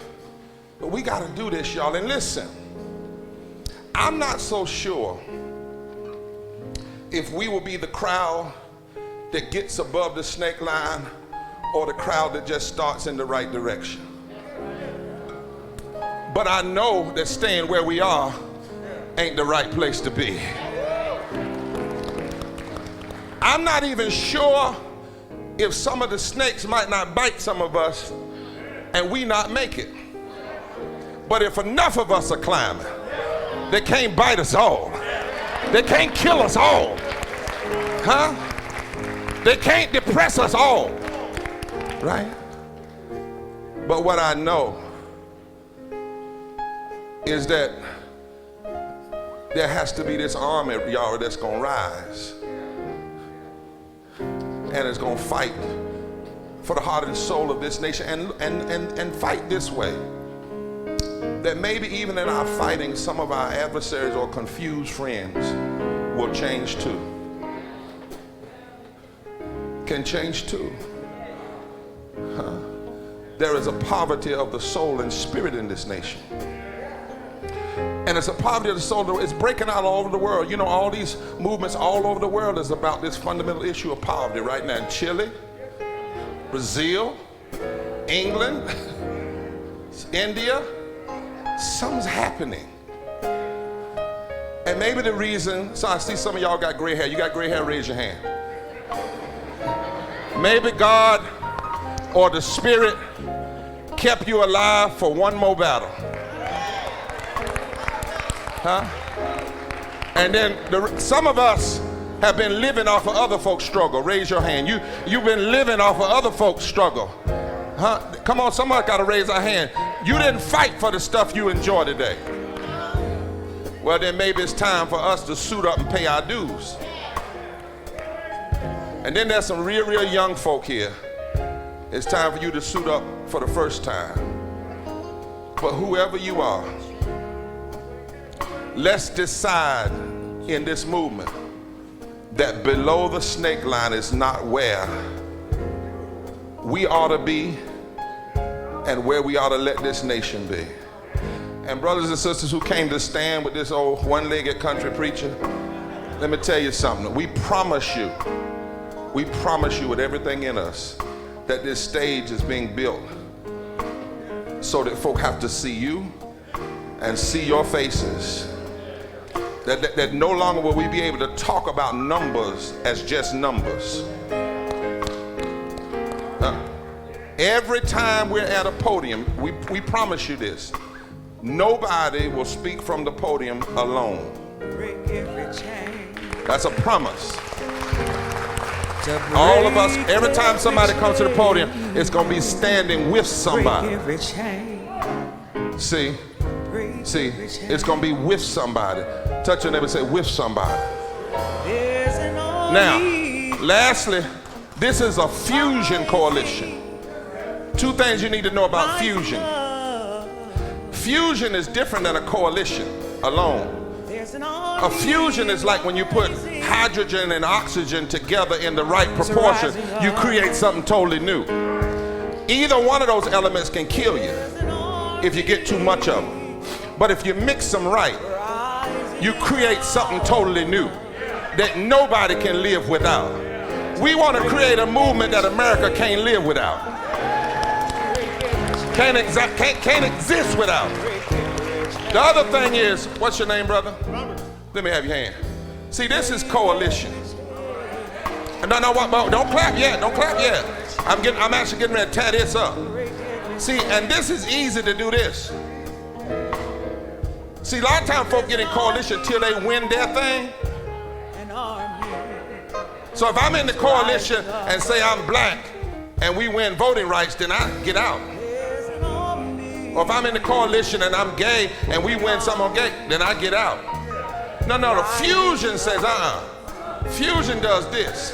Hook up. Fusion hooks. Fusion gets all up against one another. Come on and hook up. Right way. Get all up against one another. Fusion says, I can't win till you win, and you can't win till I win, and nobody's gonna just tear us apart. And even if you try to let go, I ain't gonna let you go so easy. Because I recognize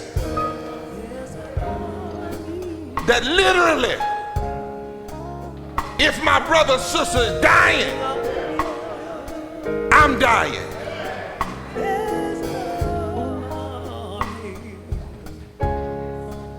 And if we're going to get above the snake line, we're going to go together.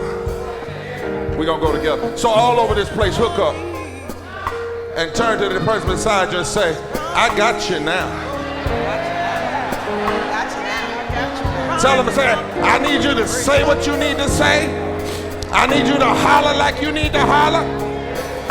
I need you to speak out, and don't worry, I got you now.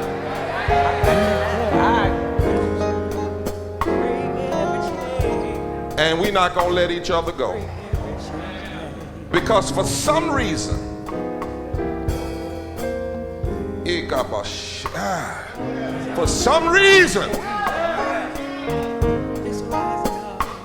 the the Spirit has decided once again that the stones that the builders have rejected are the only stones that can rebuild America anew.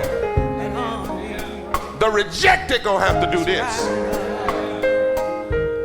Not just people doing altruistic things on behalf of the rejected, but the rejected are gonna have to do this.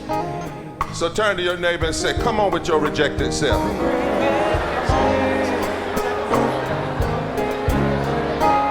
Tell them, say, they may not want you. Tell them they may not want you, but the Spirit wants you. And this movement needs you. And if all of us get together, what a day! What a day! What a day of rejoicing and of justice and of love and of mercy and of power. It will be. It will be. Now one more thing, look at them. I'm not speaking, I'm instructing. Look at them and say, since you're so close to me, let me tell you a secret. Being woke ain't enough. Because you can have your woke self and still in bed.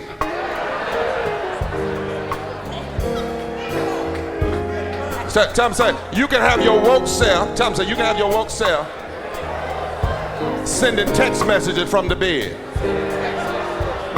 Tell them, say, this ain't the season we in. It's not the waking, it's the rising. Who will rise? Get out of bed. Put your body on the line and demand the transformation of this nation. Somebody shout, it's not the waking, it's the rising. Now tell them, come on, rise with me. Come on, rise with me. Come on, rise with me. Come on, rise with me. Rising up. I'll see you in Washington, D.C. And until then, register everybody you know to vote. Register everybody for the census. Make them have to count us. Organize everybody. Mobilize everybody. Because we headed above the snake line.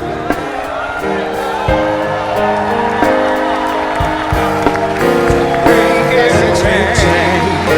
Break every chain. Break every chain. There's an army that's rising up. There's an army that's rising up. There's an army rising up to break every chain, break every chain, break every chain. There's an army is rising up. There's an army is rising